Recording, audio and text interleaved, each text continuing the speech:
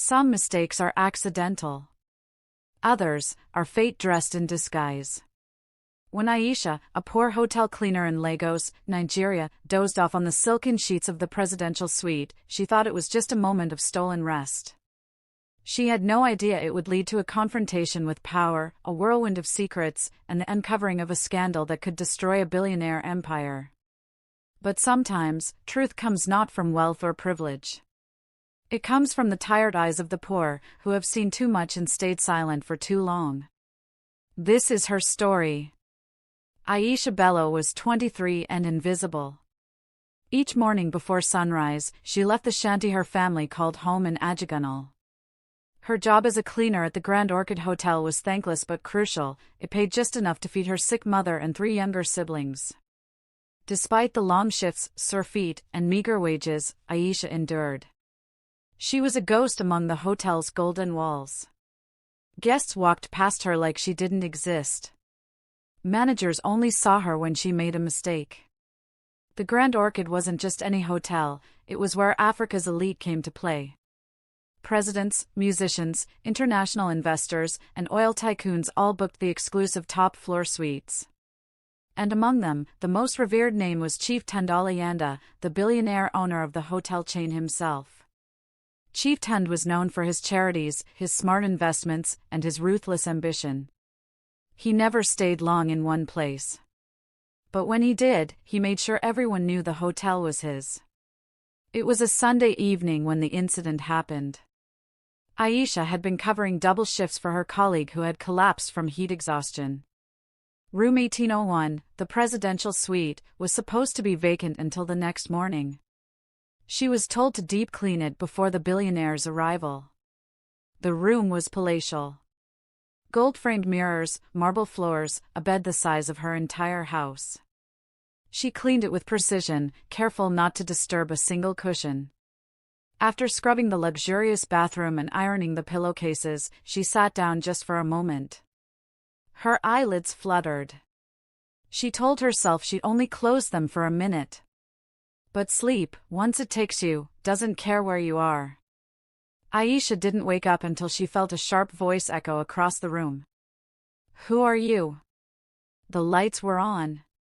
The door was shut. A tall man in an immaculately tailored suit stood by the minibar.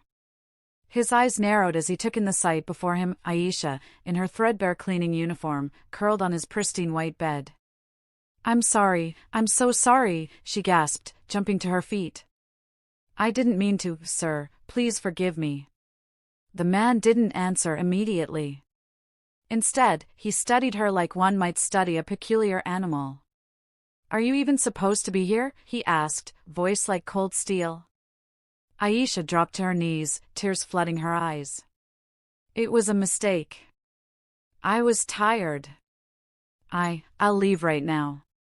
Please don't report me. I'll lose my job. My family, they depend on me." But Chief Tund didn't call security. He didn't raise his voice. He walked toward her slowly, calculating. "What's your name?" "Aisha." He paused. "How long have you worked here?" 2 years, sir." A strange silence followed. The billionaire's expression unreadable. Then, with a wave of his hand, he said something that chilled her more than if he had screamed. "Stay." Aisha blinked.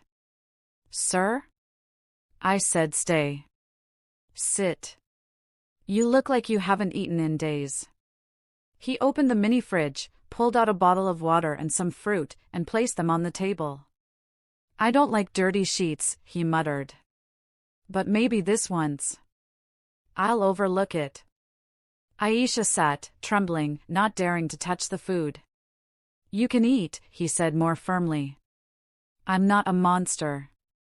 Something felt off. His tone was controlled, too calm. The kind of calm that hides something. After a moment of silence, he sat across from her, his sharp eyes never leaving her face. "You remind me of someone," he said suddenly. "Someone from many years ago." Aisha didn't respond. Her eyes remained low. Chief Tund leaned back in his chair. Tell me about your life. She hesitated.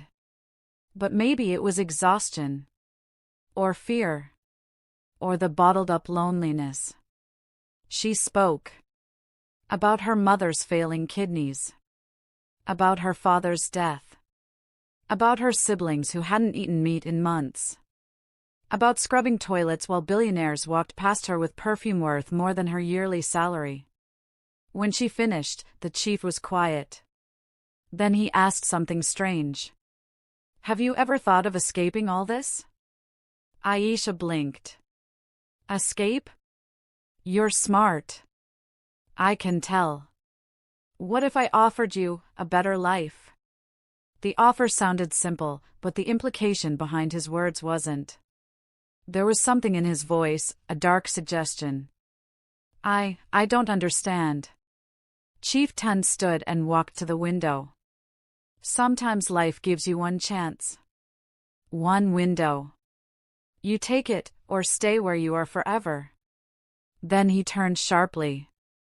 There's a private event tomorrow night. Politicians, investors, the global elite. I need someone I can trust to assist me. Serve wine, help with documents. I'll pay you 10 times what you earn now. But you must be silent. Obedient. Discreet. Her chest tightened. Why her? Why now? She should have said no. But the thought of money, real money, made her hesitate. Do I have a choice? She whispered. A sly smile crept across his face.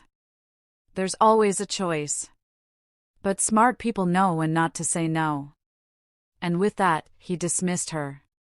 As she walked out, her legs trembling, she caught sight of something odd. A folder, slightly open on the table. It had pictures. Documents.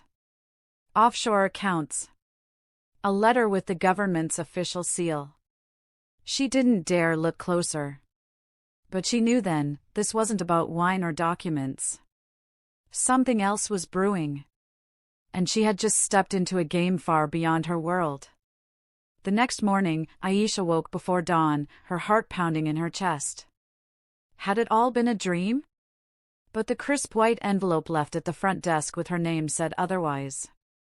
Inside it was an invitation, no address, no names, just a time, 7 p.m. Wear black. Speak to no one. Tucked inside was 50,000 naira, more than her monthly salary. The weight of the money in her hands filled her with both relief and dread. She considered walking away. Tearing the invitation. Going back to scrubbing floors and fading into the walls.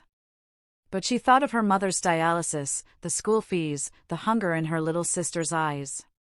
And she knew poverty doesn't wait for morals. At exactly 7 p.m., Aisha arrived at a secluded villa near Ikoyi. Uniformed guards checked her invitation silently. The mansion glittered under soft golden lights, with expensive SUVs parked outside like trophies. Inside, classical music hummed low. Waiters in tuxedos glided past with wine trays. Every guest wore luxury, tailored suits, gold watches, diamond earrings. But their eyes, cold, calculating, gave Aisha the chills. Chief Tund spotted her from across the room and gave a small nod. She obeyed his silent command. He handed her a tablet. Stand by me. Watch. Listen. Record nothing. Aisha kept her head low, her ears wide open. She noticed things, too many things. A group of foreign men whispering in Russian. A senator from Abuja laughing nervously while signing an NDA. A pretty girl, no older than 17, escorted quietly upstairs. Documents exchanged. Bank transfers shown on screens. A politician promising land rights in exchange for silence. This wasn't a party. It was a transaction masked in opulence. Hours passed. Her legs ached, but she stood frozen. Each detail burned into her mind. Not just for curiosity, but because something deep in her soul warned her, you are a witness. Later that night, Chief Tund leaned in and whispered, "You did well. You saw nothing. Heard nothing. And if you keep it that way, your life will change forever." He handed her a card with a private number. "One word to anyone, and no one will find you again." Back in her tiny room that night, Aisha stared at the ceiling, trembling. She knew things now, things powerful people would kill to protect. But she also had something else. Her memory. Her truth. And a decision to make. Would she keep silent and save her family?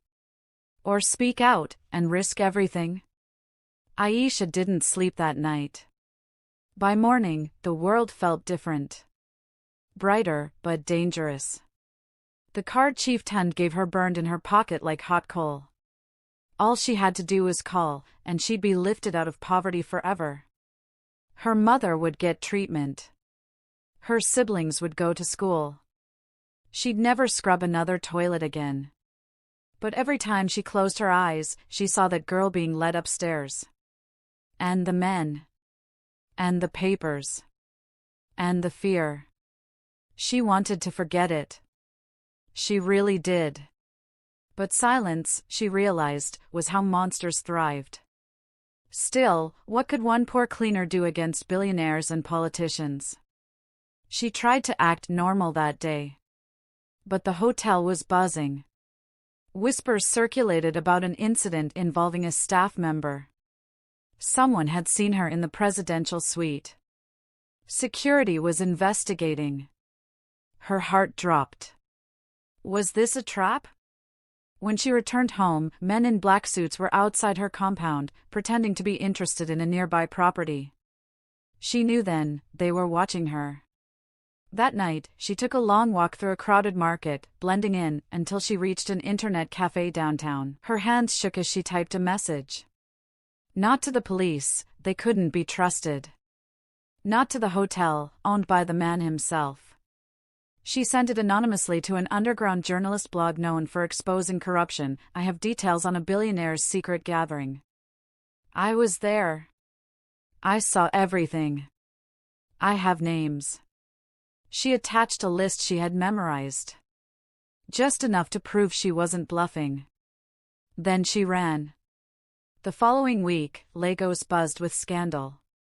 The blog had published a bombshell exposé naming top politicians, foreign investors, and the billionaire hotel mogul. It didn't mention Aisha, but the hotel was under fire. Investigations were launched. International media picked it up.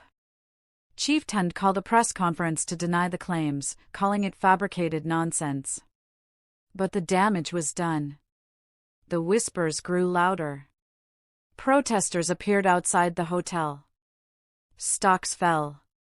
International partners pulled out. Aisha stayed hidden, moving from place to place, avoiding her family to keep them safe. One evening, in a cheap motel, she saw it on TV. Chief Tund had been arrested. Not for the secret meeting, but for tax fraud. It was just the beginning. That night, Aisha cried for the first time in weeks. Not because she was scared, but because she realized something. Sometimes the poor aren't powerless. Sometimes, when no one's watching, they see everything. And sometimes, the smallest act of courage, by someone no one ever notices, can shake the tallest tower. Aisha eventually returned home, quietly. Her identity was never revealed. But something in her had changed. She didn't go back to cleaning rooms. Instead, she began teaching at a small community center, helping other young girls see the value in their voice. And though the world moved on, she never forgot what it felt like to lie in that billionaire's bed. Only to wake up and tear his world apart. When truth sleeps, injustice reigns. But even in silence, a whisper can become a roar. Don't ever underestimate the power of the unseen.